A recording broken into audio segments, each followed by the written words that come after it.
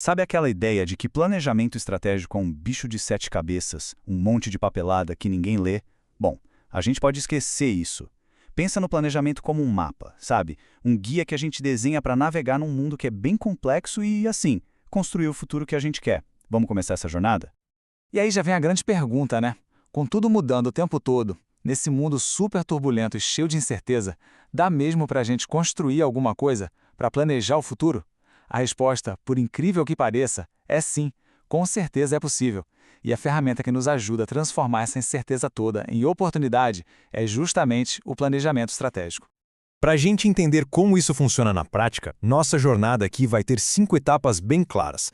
Primeiro, a gente vai entender por que planejar é tão importante. Depois, vamos definir o nosso destino, ou seja, a missão e a visão. Aí, vamos mapear o terreno, analisando o cenário. Em seguida, traçar a rota, com os objetivos. E por fim é colocar o pé na estrada e executar o plano. Então, vamos começar pelo comecinho, né?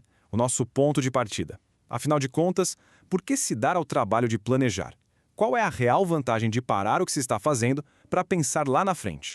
Olha, basicamente, planejar é aquela função da administração que permite que a gente decida antes para onde a gente quer ir e o que precisa ser feito para chegar lá. É o que garante que todo mundo dentro de uma organização esteja, sabe, remando na mesma direção, seguindo um mapa claro, em vez de ficar cada um perdido por um lado. E a palavra estratégia é interessante porque ela vem lá do campo de batalha. Originalmente, era a arte de planejar as operações militares para vencer a guerra. Hoje, no mundo das empresas, a ideia é a mesma: mobilizar tudo que a organização tem, pessoas, dinheiro, tecnologia, para atingir os objetivos de longo prazo. É, no fundo, a escolha do melhor caminho para vencer os desafios e ter sucesso. Ok, agora que a gente já sabe por que planejar é importante, precisamos definir o nosso destino. E isso nos leva a 2 conceitos fundamentais: a missão e a visão da organização. Essa citação aqui é fantástica. Ela mostra que definir a missão não é só criar uma frase de efeito para colocar no site da empresa, sabe? É um exercício super profundo de autoconhecimento. Ele força a organização a responder a pergunta mais importante de todas. Afinal, por que a gente existe? Para ilustrar isso, tem uma história ótima do lendário consultor Peter Drucker. A ServiceMaster era uma empresa que fazia limpeza, jardinagem, esse tipo de serviço. E claro, os diretores achavam que o negócio deles era, faxina e cortar grama. Parecia óbvio, né? Mas aí o Drucker chegou e disse: não, vocês estão enganados. Ele mostrou que a verdadeira missão da empresa era muito mais profunda. Era pegar pessoas com pouca qualificação e dar a elas treinamento, dignidade, transformá-las em profissionais produtivos. Essa clareza mudou completamente o rumo da empresa e a levou a um sucesso gigantesco. Então, o ponto central é esse: a missão é a razão de ser de uma organização. É uma declaração que dura, que mostra o que faz aquela empresa ser única. É o propósito fundamental dela, exatamente como no caso da ServiceMaster. E aqui tem uma coisa que confunde muita gente. Missão não é a mesma coisa que visão. Vamos simplificar. Se a missão é o porquê de a gente existir hoje, a visão é a imagem do futuro que a gente quer construir. Missão é o nosso propósito. Visão é o nosso destino. Uma boa visão de futuro é como uma estrela guia, sabe? Ela tem que ser inspiradora, algo que motive as pessoas.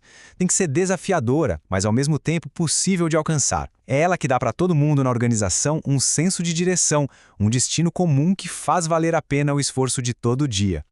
Bom, com o destino definido, o próximo passo é lógico. A gente precisa entender o terreno em que estamos pisando. Nenhuma jornada pode começar sem um bom mapa, certo? E essa frase do Sun Tzu, do clássico A Arte da Guerra, resume perfeitamente o que é análise estratégica. A gente precisa olhar para fora, para o inimigo, que no nosso caso são os concorrentes, o mercado, o cenário externo, e também olhar para dentro, ou seja, para nós mesmos, para a organização. A ferramenta mais famosa para fazer isso é a análise SWOT. Em português a gente chama de FFOA. É bem simples. Ela ajuda a gente a organizar o que são as nossas forças e fraquezas, que são coisas internas, da própria empresa, e o que são as oportunidades e ameaças, que vêm de fora. É um verdadeiro diagnóstico da situação atual. Certo? Mas e o que a gente faz com essa análise toda? É aí que entra a matriz de posicionamento. Ela ajuda a decidir qual estratégia seguir. Por exemplo, se a empresa tem muitas forças internas e lá fora o mercado está cheio de oportunidades, a estratégia vai ser de crescimento, de aproveitar o momento. Agora, se a situação é de muitas fraquezas internas e ameaças externas, a estratégia pode ter que ser de sobrevivência. Ok, a gente já tem o nosso destino, que é a visão, e já temos um mapa do terreno, com a análise SWOT. Agora é a hora de traçar a rota, o caminho que vamos seguir. E essa rota é definida pelos objetivos estratégicos. Os objetivos são o que transformam a missão e a visão em alvos concretos, palpáveis. Eles precisam, claro, estar alinhados com o que a organização é e com onde ela quer chegar. E o mais importante, eles têm que ser realistas, sabe? Possíveis de alcançar com o tempo e os recursos disponíveis. Para não ficar só na teoria, olha só esses exemplos aqui da área da educação. Repara como cada objetivo é uma ação bem concreta. Desenvolver, sensibilizar, fomentar, oferecer. São esses pequenos passos que, quando somados, levam a organização na direção da sua grande visão de futuro. E agora a gente chega na etapa final e, olha, talvez a mais difícil de todas, a execução.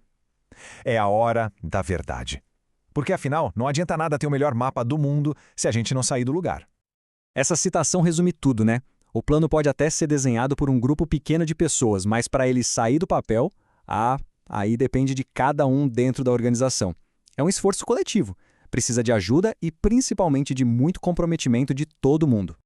E por que executar é tão complicado? Bom, porque quase sempre significa mudança. E nós, seres humanos, tendemos a resistir a mudanças. As causas mais comuns para essa resistência são, primeiro, a desinformação, o medo daquilo que a gente não conhece. Segundo, a indecisão da liderança, que gera insegurança em todo mundo. E terceiro, uma cultura antiga, muito enraizada, que acaba batendo de frente com as novas ideias. Para garantir que o plano está no caminho certo durante a jornada, a gente precisa medir o progresso. É aí que entram os indicadores de desempenho.